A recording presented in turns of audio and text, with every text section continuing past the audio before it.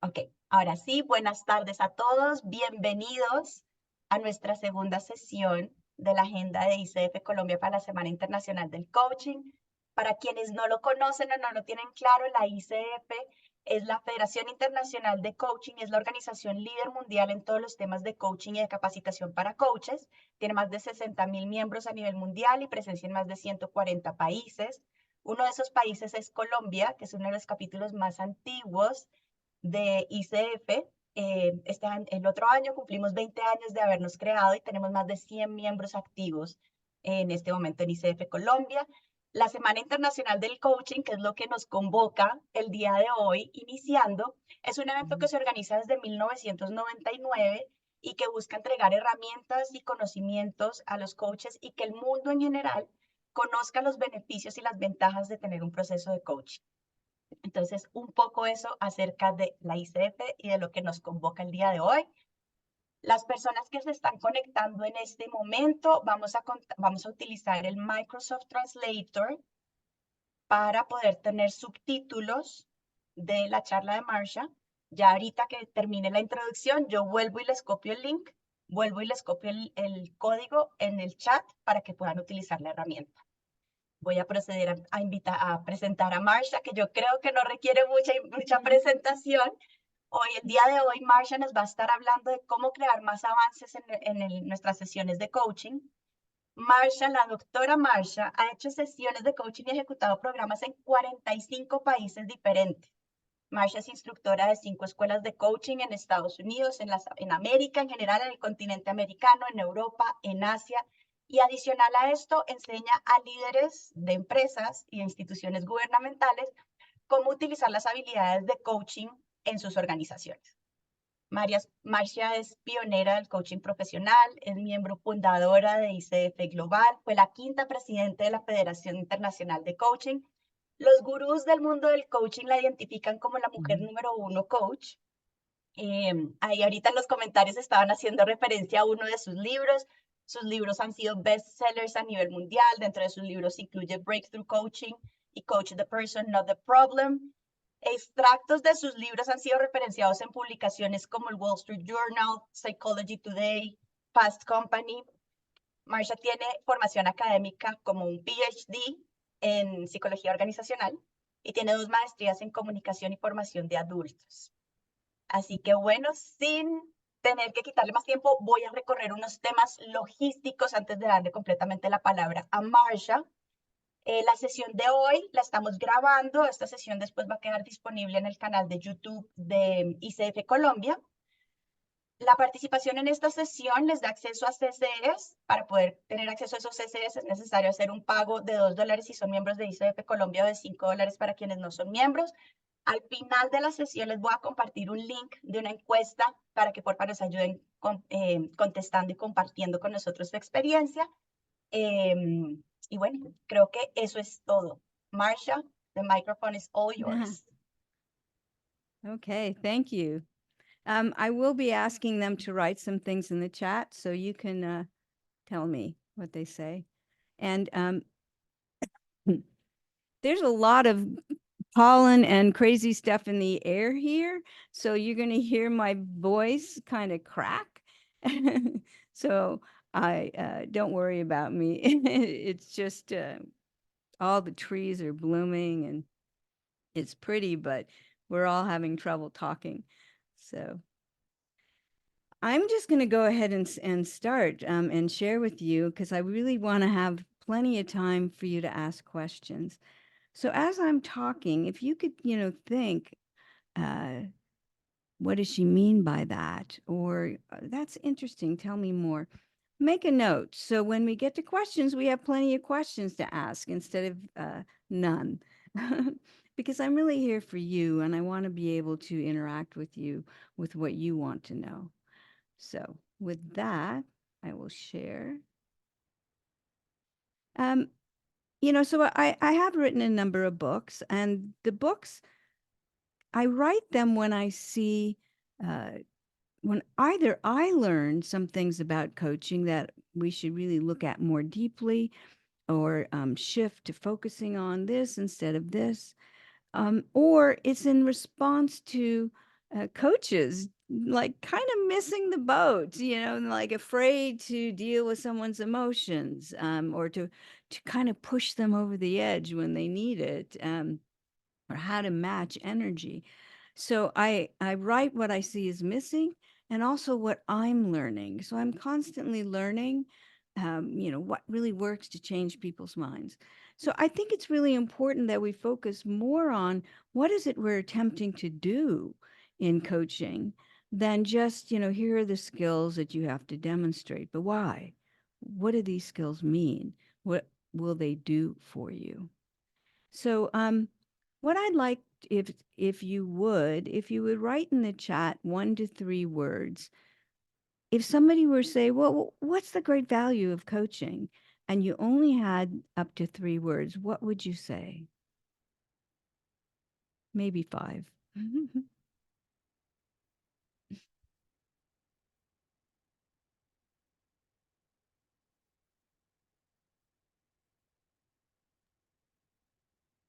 Ok, yo voy a estar aquí atenta a escribir lo que nos pongan en el chat para compartirlo con Marcia.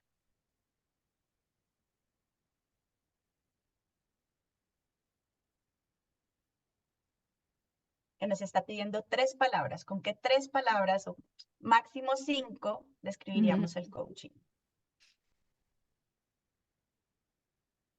There's no wrong answer here, but it's really very important that you know how to concisely give people the value of coaching, not just what you do, because, they get lost in your process, but what will it do for me? So it's important to be able to, in one sentence, tell people what you do for them. So anybody write anything? Yes, we have multiple words here. Okay, could you So read them to me? Yeah, I'm going to go both in English and in Spanish. that's So we have fine. development, desarrollo. We have ampliar la mirada del cliente, broaden the perspective of the client. Transformational, transformacional. Discover new ways, descubrir nuevas maneras. Help imagine or design a future of possibilities. Ayudar a imaginar o diseñar posibilidades en un futuro. Profound listening, learning and transformation. Escucha profunda, aprendizaje y transformación. The new relationship, la nueva relación. Transformation, insight, transformación, reflexión, learning and transformation. Aprendizaje y transformación. Real information, emotions and expectations. Información real, emociones y expectativas. Conocer para mejorar, so get to know to improve. Aprendizaje continuo, continuous learning, transformation for us and for others. And it keeps going and going and going. Okay, good. Okay, so we provide transformation means a shift in ideas. It's a new formation of thought. Transaction is to change your behavior, but transformation is changing thoughts, which in the end changes behavior. So that's the most important thing in getting those results that you mentioned, the development and seeing possibilities, is that we open their mind. So I want to show you how we do that. But the main thing is that you may be coaching someone that the only time in the day they felt seen, and then you help them to recognize their best self. It's important that they feel seen and comfortable with you so they can explore and discover what else they can do and who they can be that they hadn't even thought about before. So we provide both clarity of what they're going through and what it is they want, but also once they discover it on their own, they have far more confidence to move forward. So my second master's in the 1980s was in adult learning. And I ran training departments for 3 different companies in my corporate life.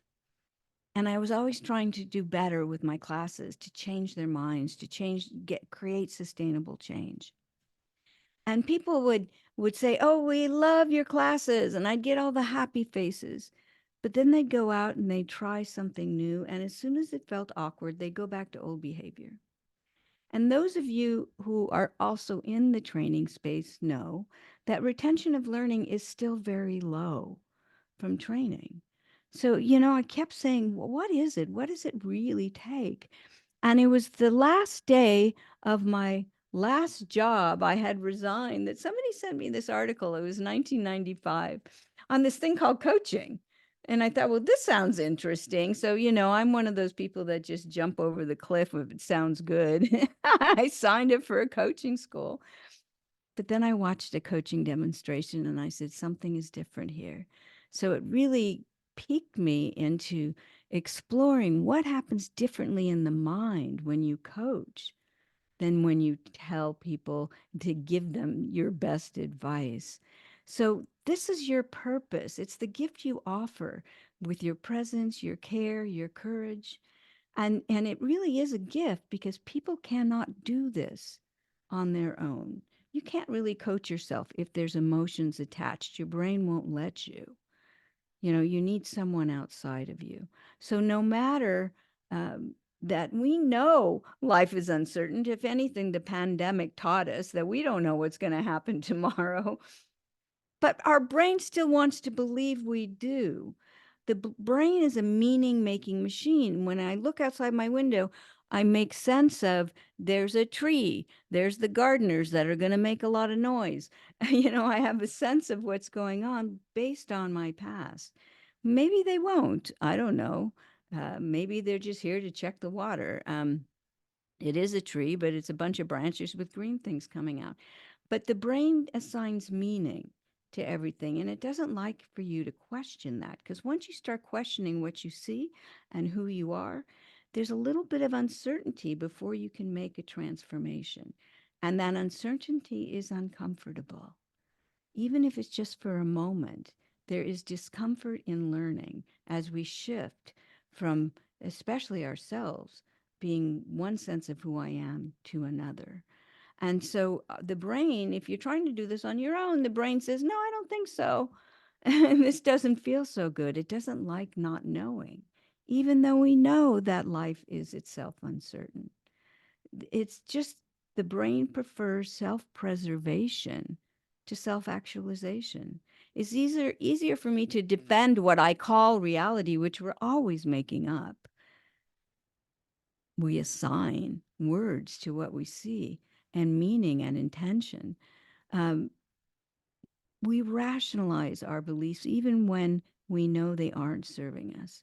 So I used to do an exercise in my leadership classes around delegation, and I didn't teach them how to delegate because they could find that on the internet and they probably knew anyway. I wanted to know what's stopping you from delegating.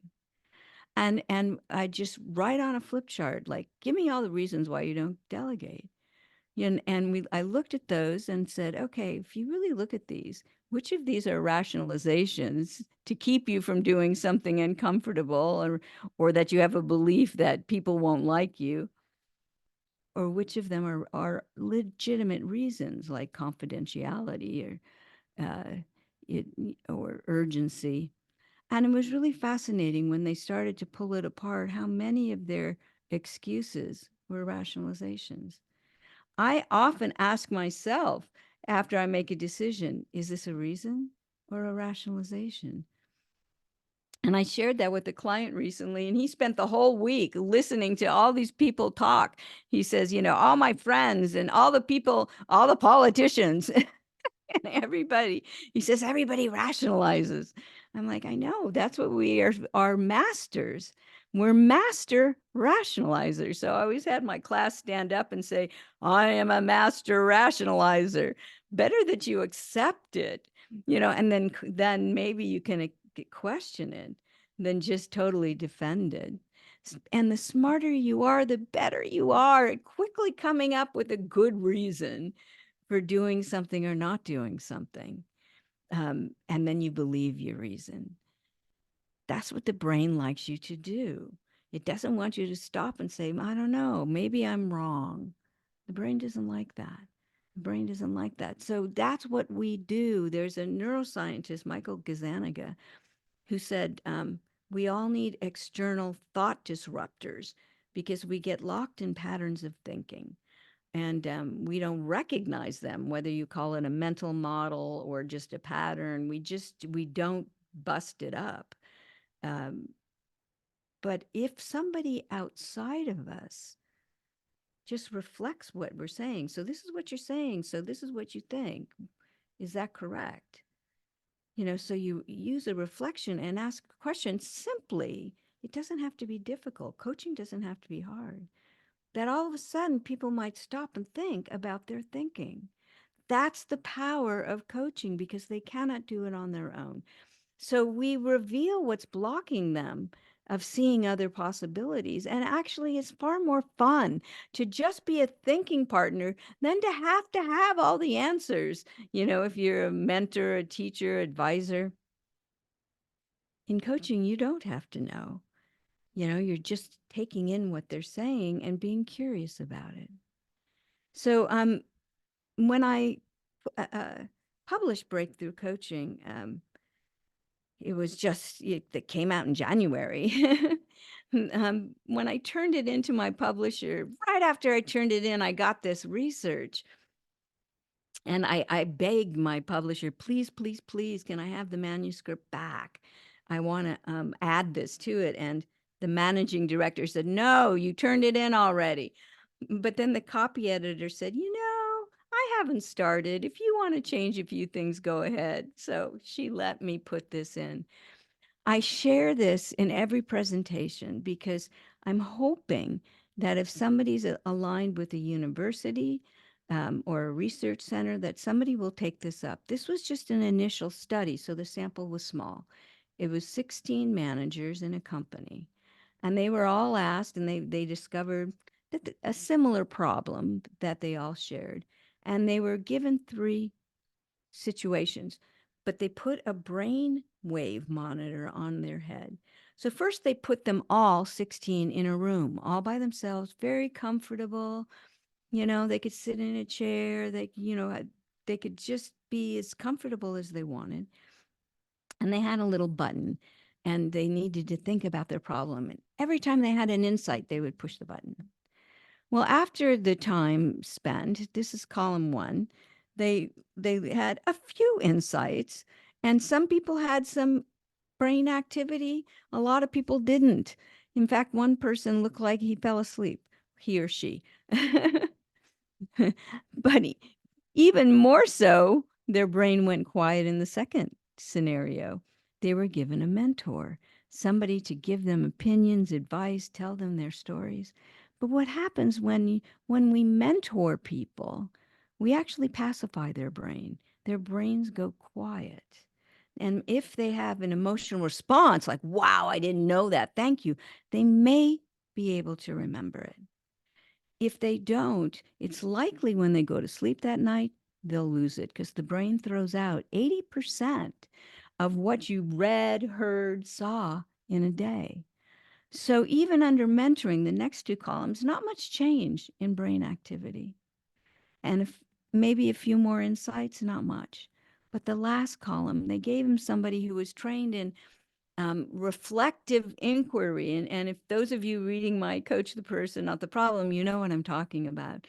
I even use more reflection these days than I do questions.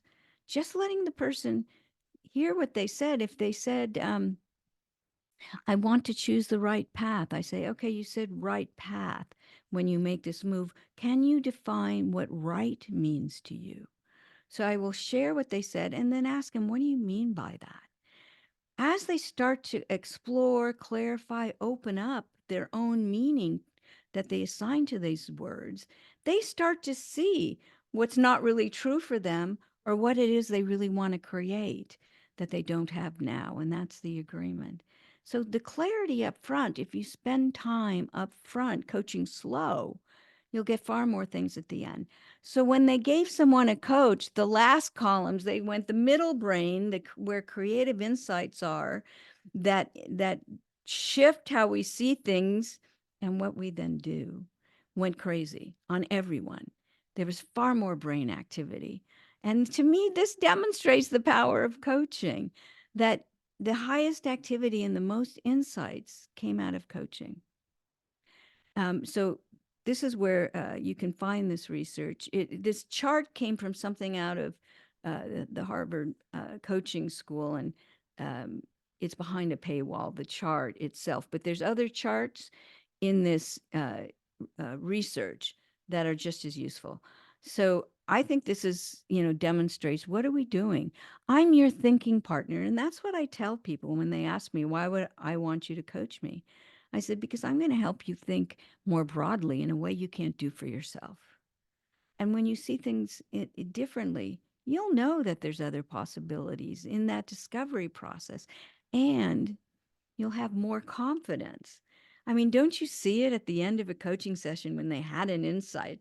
And I always say, okay, tell me exactly what you saw. They must articulate the insight. If they don't articulate it, it's not fully formed. The brain needs to hear you say it out loud.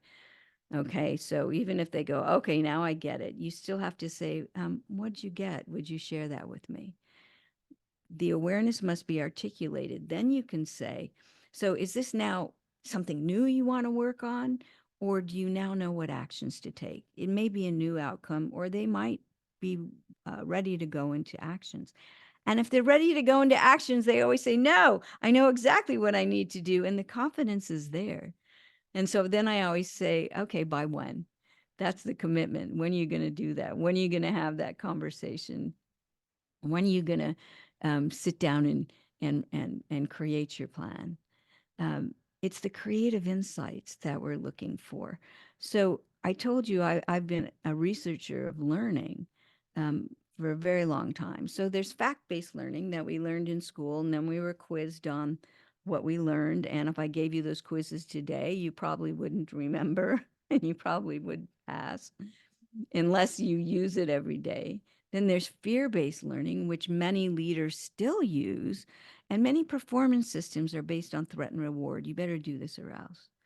And that's okay. I will learn. I will go do it because I'm scared.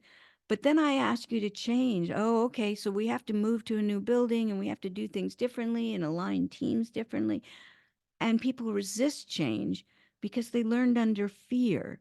And the brain says, no, I'm going to protect you and I'm not going to allow you to change. So it's not that people resist change. They resist the change, the changing the behavior that they learned to do under fear. So it's much more effective to create insight-based learning. That's where we expand their perspective, exactly what you said in the chat box. We expand their perspective of the situation and who I am, how I see myself in that situation. Once I get people to fully define how they see it, I always ask them, so who are you in this picture? How would you define yourself? And then when they explain and describe what they want instead, what would it look like if they were, to create, have a different relationship or change the job in a different way? Well, who would you be in that picture? And if there's a gap, we work on the who. So what's it going to take for you to step into that new sense of self in order to create what you want? Ego just means the definition of who I am. It's not a bad thing. It's, we always talk about ego as it's narcissistic.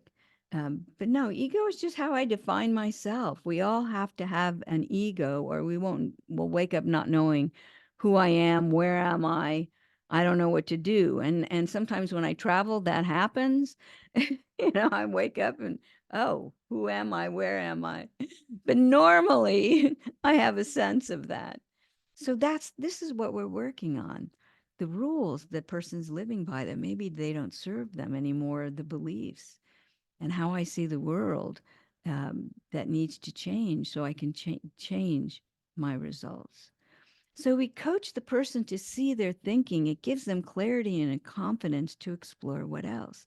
This is the value and gift that we're privileged to witness. And if you stay with the coaching process, instead of questioning, am I really of value here if I don't give them some advice? If you stay with coaching, it's magical when all of a sudden you think it's not going anywhere and boom, they have an insight. It's just such an amazing process to witness. So it is simpler than you think. And, we're taught the competencies and how to demonstrate them. And we get stuck in the list. When, the competencies, it's more about the intention of the competency, that the agreement is, I need to know what it is you really want, really, which I need to coach you to that, not what you say up here. What you say up front is probably not it. But when you start to name the problem and what's going wrong, it's the flip. It's the flip. So you're saying that this is the problem, is what you want to create this, which is the flip of the problem. And you come to an agreement. And then you look at what's getting in the way, what needs to be addressed or resolved. And in order for them to be vulnerable with you, you have to have presence. You have to listen, really receive, pull it in for them to open up to you. So it all falls together to create this. So, but what we're aiming to do is, again, I have stories. Oh, look, the art people did leave. I had a story that they were going to sit there and make noise through this whole thing, but you know what? They're gone. They proved my story wrong. And so we all have these stories that we live by. It makes life a little easier when we kind of know what we're supposed to do next. And within that story is who I am, So, whoops. I got a little pencil. Okay. Huh. All right. So they have to see their story in order to see beyond it. It's like you can't see outside of the box till you see the box. What box? And so we coach them to really listen, so tell me what's going on. We start coaching by just saying, so what's on your mind? What's your challenge? Don't ask them, so what do you want to get out of this session? Because they don't know. So just say, what's on your mind? What's the challenge? Or did something happen this past week that you maybe felt like it could have had a better outcome? And just start having them talk, and you'll start to hear their story. And then by just reflecting back to them what they're saying and what you hear is most important, or anytime they say but, what comes after the but is their fear. So you're telling me that, but management's never going to go for it. How do you know that to be true? And when they say, yeah, but I should do that, who's saying should? Your family, your friends? What does should mean in this situation? So we look inside the stories, but they have to feel safe with you. And that's why the coaching competencies are a combination of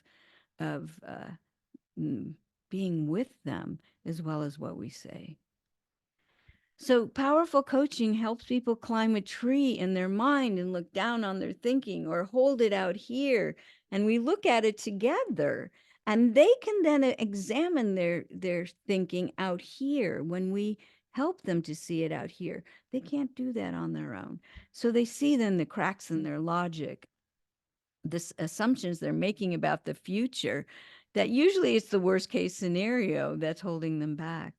The fears that are not examined, that they've just been acting on these things without speaking them. Oftentimes in my coaching, when they articulate what they're afraid of, they're like, oh my God, isn't that crazy that I'm afraid of that? Just saying the fear out loud is so powerful. And their shoulds, and how are their shoulds getting in the way of their dreams, of what they really want for themselves? And maybe their shoulds are legitimate for now. But can you imagine a future where you might be able to step into what you really want? What would that look like? What could you do today that could move you just one step forward to that? So we help them see their thinking. We reflect what we see and hear, so they stop and think about their thinking. So if you listen to my demos, and I have a lot of demos on YouTube, and I say a lot, excuse me, so you're saying, so I heard you say this. Is that correct? And then I might ask a question. You said you were really disappointed with people. What was the expectation you had that they're disappointing you? Or anytime they shift, and if they ever like stop and look away, give them a minute and then say, would you be willing to share what just stopped you? What's on your mind right now? Probably a thought came in, an insight.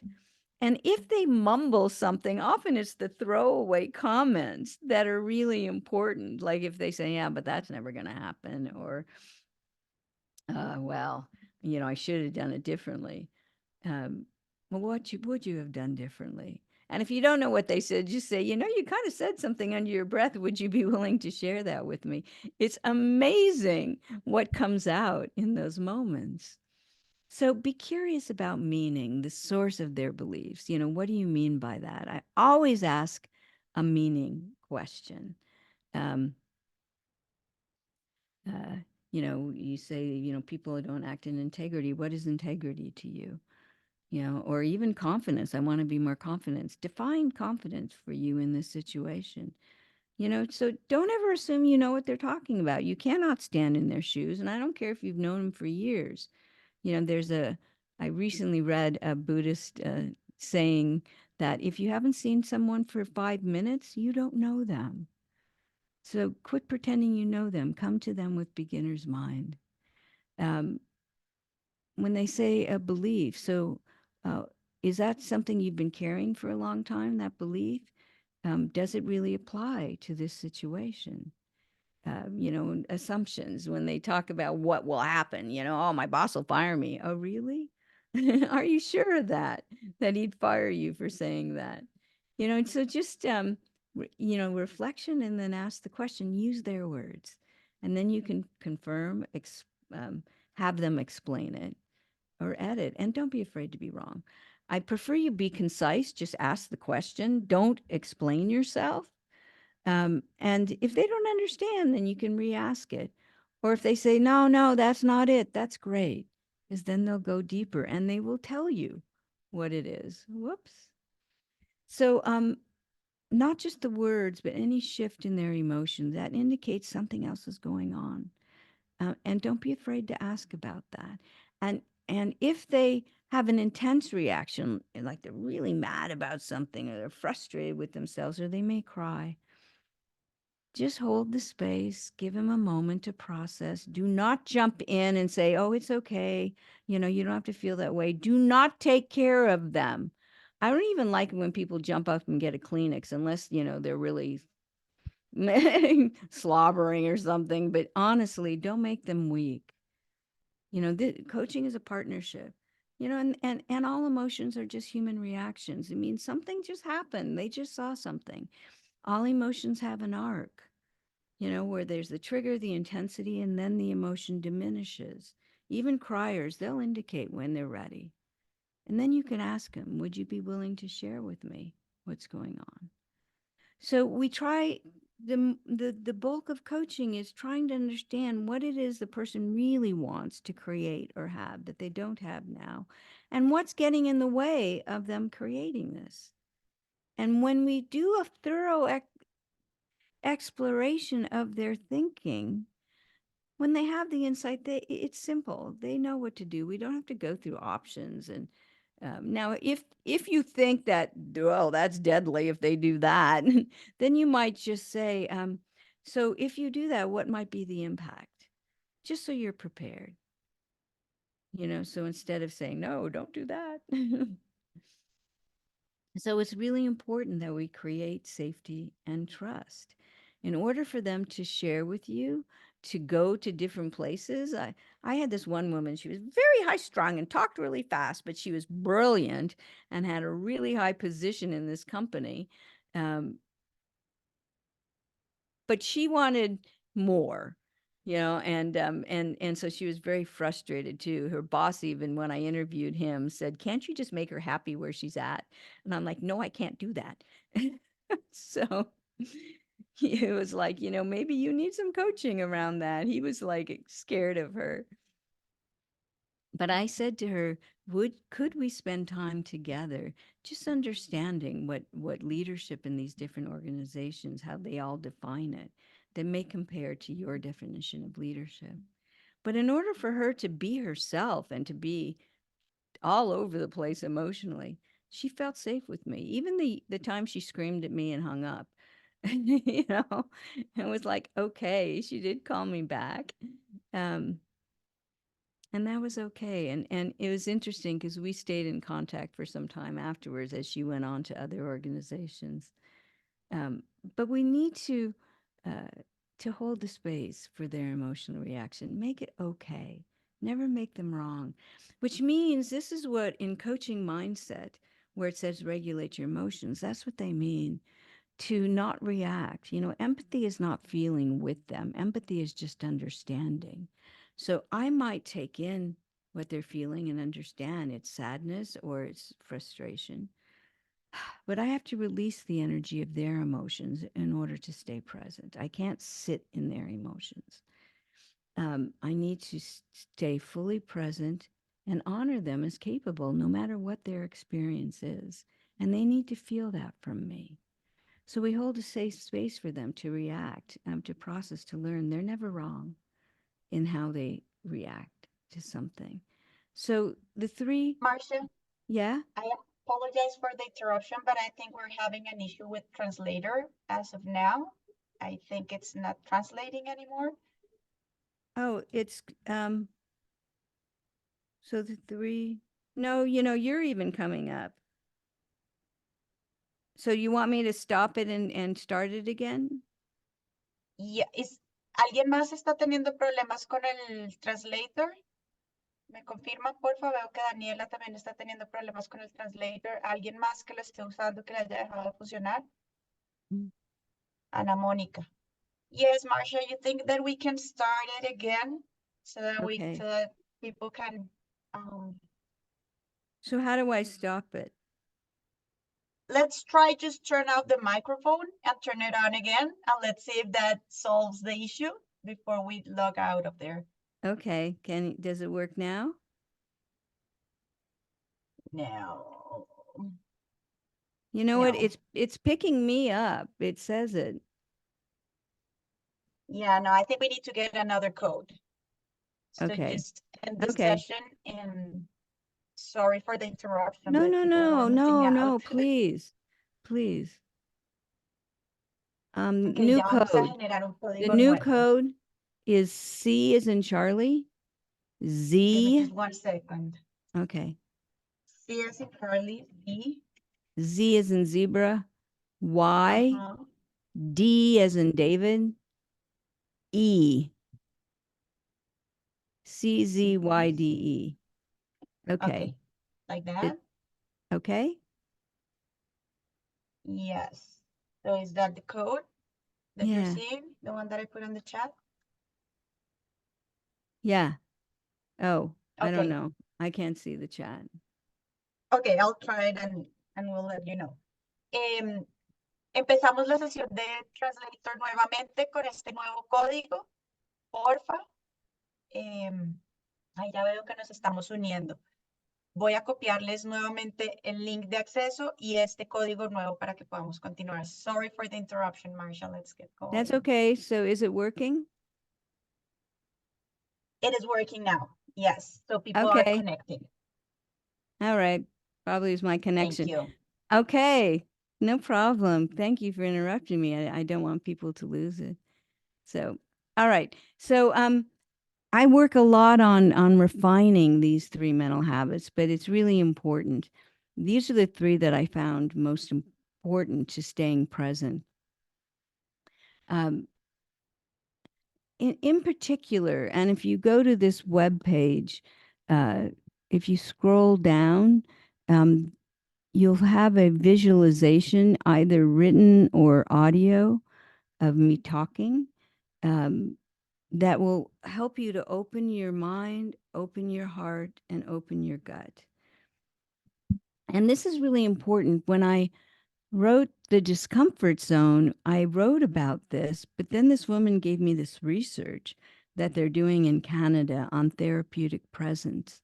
And they found when the therapists opened their mind, had a curious open mind, had a loving, compassionate heart, and a courageous gut, remembering a time when they spoke up or stood up and what courage feels like.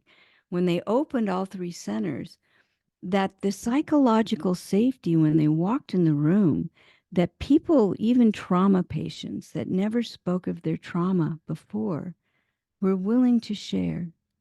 So it's the quality of the presence that you're fully open. This isn't just not thinking. This is fully open along the vagus nerve. Your heart, your gut, and your brain are constantly talking to each other. But we have to translate with our brain. So we don't necessarily listen to our heart and our gut, but they're there. So being able to fully take in with your heart and your gut, you may take in something. It's like, you know, I just sense like something really hurt you. Is that what occurred to you? If you feel like a pang in your heart, or, oh, like you just, I got this thing in my gut when you were talking about that you did some things with your employees that you regret, so can you tell me about that? So you can say that. I don't ask my clients, what does your heart say? What do your guts say? Because they may not know what you're talking about. This is for you to create psychological safety by opening your centers. Do it before you go into a session. And then if you notice during the session that there's a tightness in your body, breathe into the tightness and let it go. And then try not to think. I think thinking is the enemy of the coach. Do you know when you're thinking about what they're saying or what you should say next? And when I mentor, like today, I was mentoring this guy, and it's so amazing to me how many coaches start way too much in their head. And then as they get into it, they dip down and they hear things and they coach. It's amazing how well they coach. I'm like, can you start with that? I could tell he was like, oh, I don't know what to say here. I mean, I could see that he was thinking. So just be curious. What do you mean by that? How does that relate to what you want to create? Again, you don't have to know the answers, so just stay curious. So you want to be out of your head. And this third one I added with Coach the Person, and I've learned a lot more since then. I didn't know judgment was an emotion. It's a tightness in your body. But I do teach all over the world. I'm about to leave for 3 different countries, uh, and I love teaching in Asia because they constantly test me, my values. They'll say something, and I could just feel my whole body shudder. It's like, what are you talking about? But it has nothing to do with coaching. So I feel it, I breathe into it, and I come back and I care about my client. So it's really important because, again, your brain is trying to protect you. So right, wrong, good, bad is just your brain's way of protecting. So can you notice when you have judgment and let it go so you can stay present? So whenever you react to their choices, when you assume you know what they mean without asking, when you leap to knowing what's right for them. And I get that question a lot, but what is it? I know that they should do something. How do I coach them to that? I'm like, you mean, how do you lead them to that? So, and there have been times when I will ask sort of a leading question, and I'll say, you know what, I'm going to ask you the question that's kind of leading, but I want to know, like, what does this really mean to you? So I know it's a leading question, but I'll call it so they don't feel manipulated. So anytime you feel they need your advice, you're judging them as inadequate and you're losing partnership, which is what ICF defines as coaching. It's a partnership in a creative insight process. So can you give up being the expert, the fixer, to be their thinking partner who uses coaching the way we coach um, as what you do to help them think? So the last thing this is your homework. It's to start noticing your judgment. So it was so fascinating that when I noticed this, and he had made a political comment, and I was in China. So if you can imagine that, it was like, and it had nothing to do with anything. He was a delightful man that wanted to help people and was thinking about being a coach, So I just had to let that go. But I came back and I started just noticing, when does my judgment come up? When do I get triggered at the grocery store, at the airport, or family? Family has a way of triggering your judgment, right? I just get near my sister's house and my whole body tightens up. I know she's going to drive me crazy. And she's the older sister that knows more than me, if that's all I have to say. So go places so you can identify, oh, that's where I hold it. And I'm doing this because I feel it right in my solar plexus, but you might feel it in your stomach and your neck. Notice where you feel your judgment so you can breathe into it and release it. So this is an exercise for you to do. And whenever you feel like provoking, convincing, telling them what to do based on your experience, just return to a state of, I am here for you. I am here for you. That's the privilege I have with being your coach. So use your presence to ensure they feel seen, understood, and valued for what they know.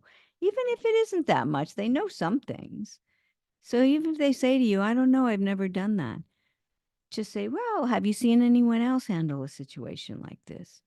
What did you like about what they did? What would you never do about what they did? They probably had a similar experience. So stay with the discovery. Don't jump into knowing the answer. Be curious and believe they are creative, capable, and totally worthwhile. And again, it may be the only time in the day that they're treated that way. So isn't that a gift?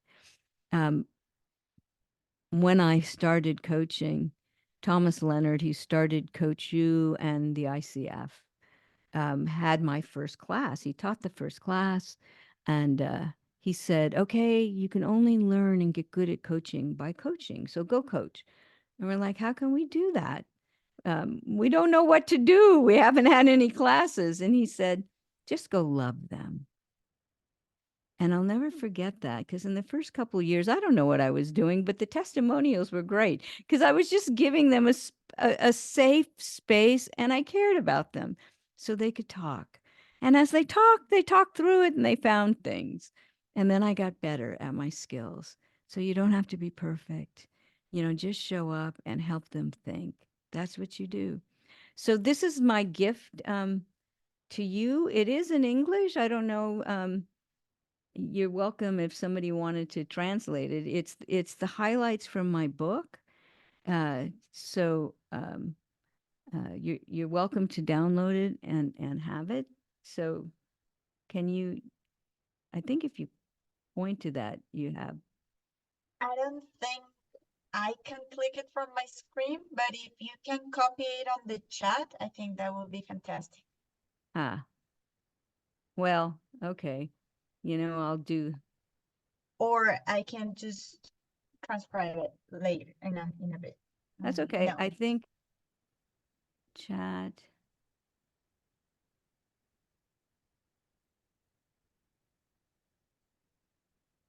Okay. Yes, fantastic. So en este link que nos está compartiendo Marcia, ahí podemos encontrar como el resumen o los puntos más importantes de su libro. Está en inglés, pero bueno, ahí podemos buscar quién lo traduzca o hacer alguna traducción con alguna herramienta que hay disponibles ahora. But I just got in one of my royalty statements that a Spanish company is buying the rights. So Breakthrough Coaching, probably by next year, at the end of the year, will be in Spanish. For the first time, one of my books will be in Spanish. Yay. I've, coached the person with 7 languages and not Spanish. He drove me crazy. But I need another publisher to buy the rights from my publisher. So it's not, I've had a lot of coaches say, oh, I'll translate Great news. it. Yeah. So, but you can't. Okay. So with that, we have about 10 minutes for questions. Yes, so we had one question in the chat earlier in the presentation asking about how to find your coaching demos on YouTube, the ones that you mentioned. Yeah. We have a link there, but I Okay. wonder if you have anything so that we can look for them in an easier way. Let me,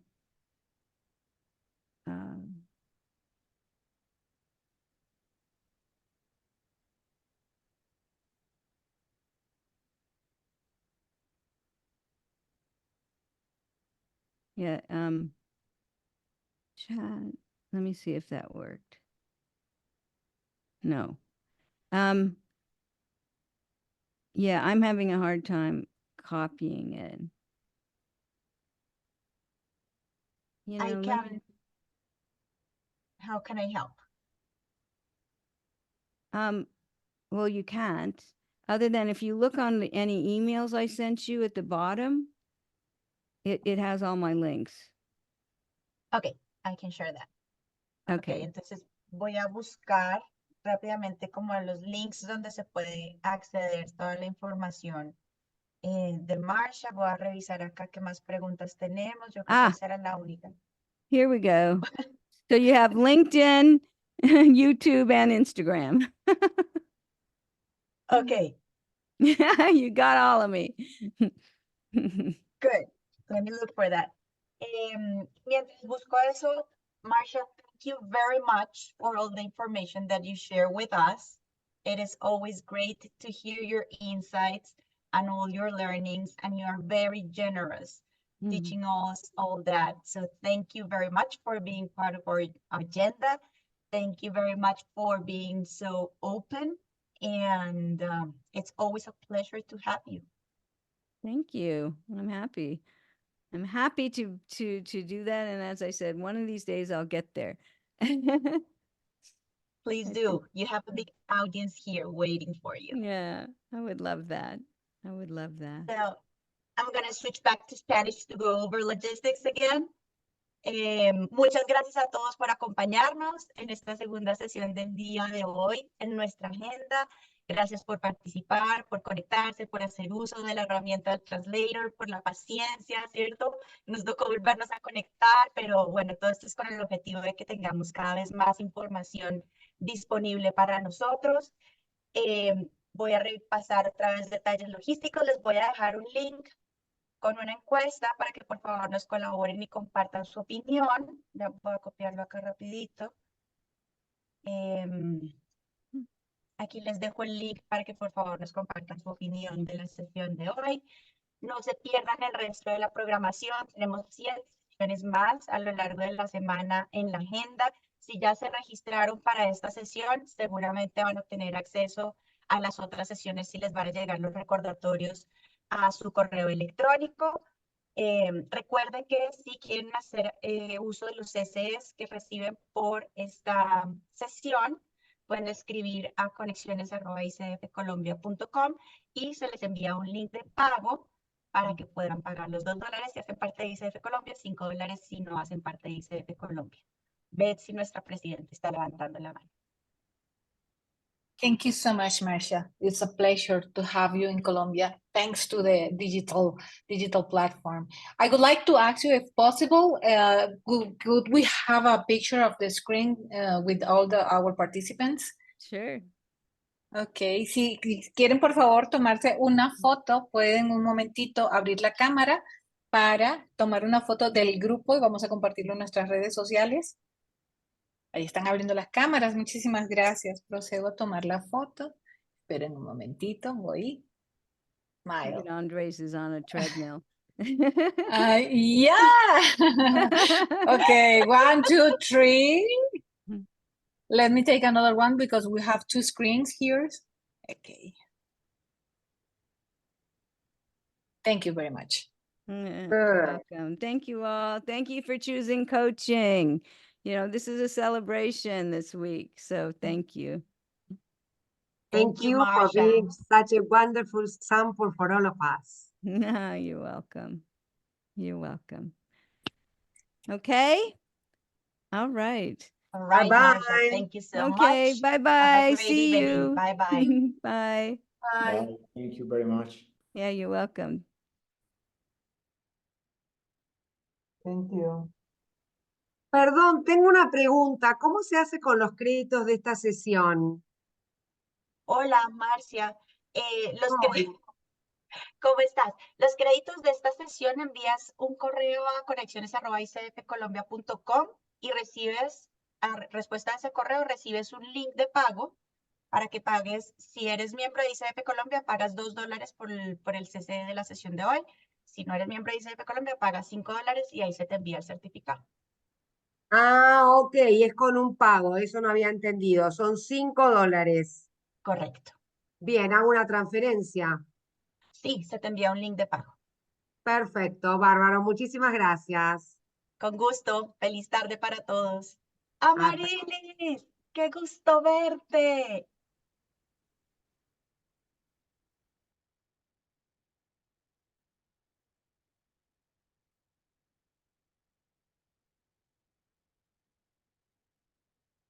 Te escribo ahorita por chat.